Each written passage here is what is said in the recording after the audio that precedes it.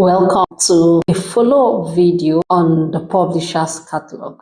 In this video, I'll be teaching you the procedures of using the publisher's catalog to achieve results in the library. I'll be discussing procedures for publisher's catalog use in two ways: print and electronic/digital procedures. As I said in the previous video, the publisher's catalog is a major tool for acquisition and collection development in libraries.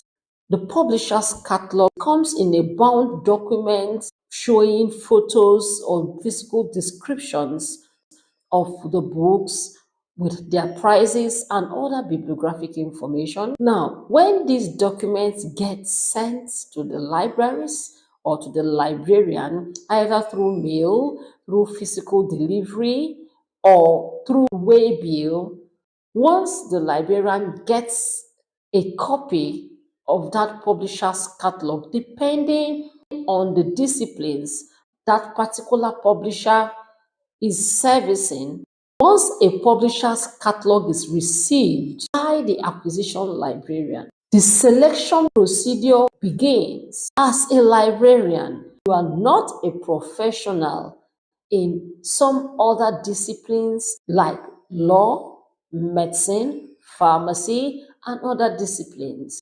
Therefore, a selection process of titles are channeled to the professionals, those in the field, who would make selections based on their needs and based on certain factors to select relevant and required titles from that publisher's catalog for their department, unit, or discipline. The selection process is handled by heads of unit or heads of department whose subjects would be procured. This selection is done by checking a box for each title described on the publisher's catalog. This process goes round all the disciplines that publisher's catalog offers services for. When that is done, this selected publisher's catalog document is being sent back to the acquisition librarian. Compilation comes in.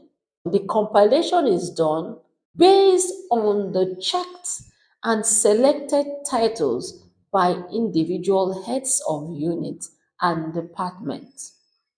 When compilation is concluded, these are being summed up in terms of costs of how much is going to cost the library to procure the compiled resources.